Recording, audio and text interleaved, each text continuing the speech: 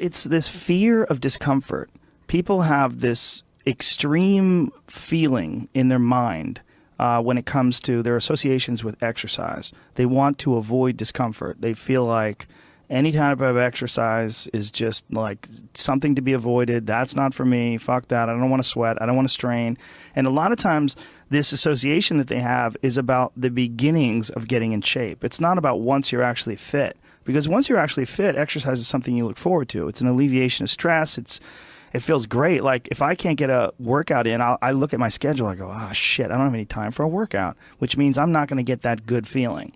And so instead of looking at it like, oh, I've got to go grunt and sweat, I'm thinking I'm not going to feel good. I'm not going to feel relaxed. I'm not going to feel carefree. And I'm not going to feel even appreciative. Like my appreciation of things, and it gets enhanced greatly after exercise. I just feel better. I feel like I can take things in for what they are rather than, you know, whatever sensory data that I'm getting from any event is just one more distraction that gets in my way. And you know, that's a lot of times how I look at things if I'm overstressed or if I'm working too much. Like our bodies, for whatever reason, most people, their associations are to avoid anything that's uncomfortable. But it's so illogical because when you look at comfort and you look at success and progress and the feelings of accomplishment and of getting past certain hurdles in terms of like how you feel about life, a lot of those are connected to discomfort. Like discomfort is your friend.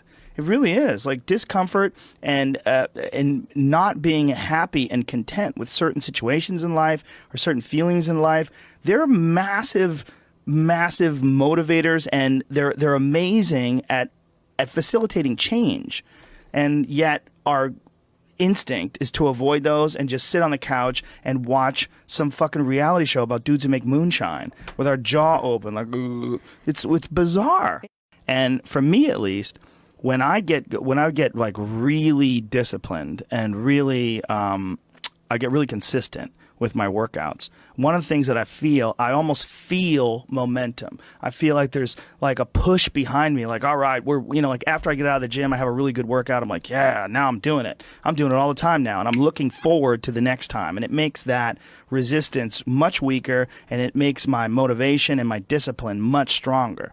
I think a lot of it is based on just the consistency. You know, it's one of the things that I talked about recently on the podcast. I said, you know, like blowing something off, it's not just not good. Like blowing off an exercise that you planned is not just bad for you physically.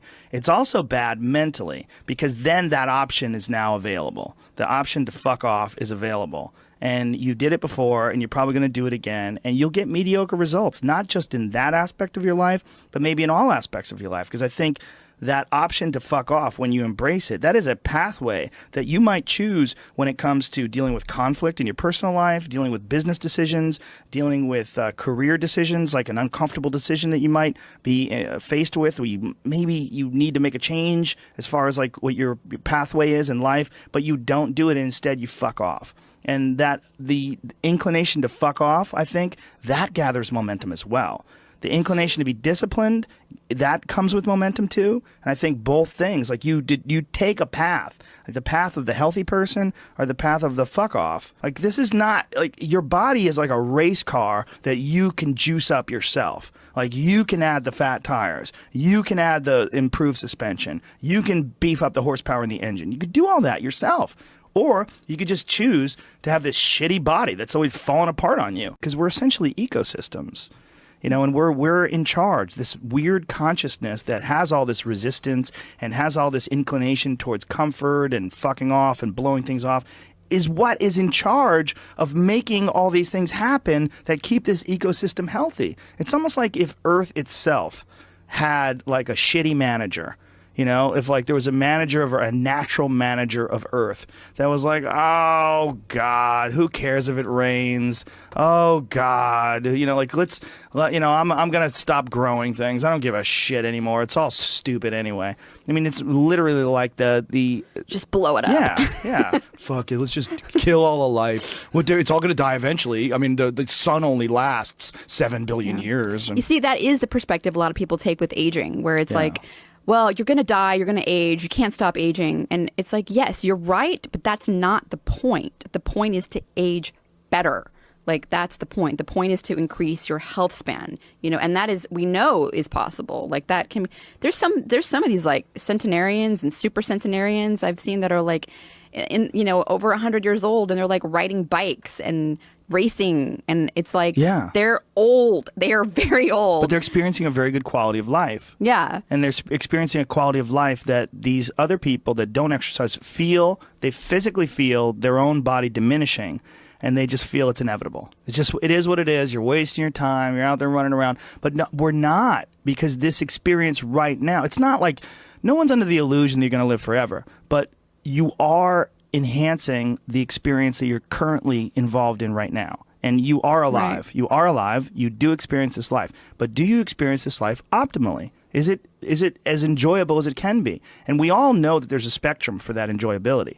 Like, we've all had times in our life where it's not been so great. And then times in our life where everything came together, and like, what a fucking great day. Woo! Like, make more of those. Like, you can make more of those. And then the whole thing's better. And I think when that whole thing is better, it affects everybody you touch, everybody that's around you, everybody you come in contact with, and that in turn, I mean, it sounds so grandiose, but in turn can affect the entire race of human beings.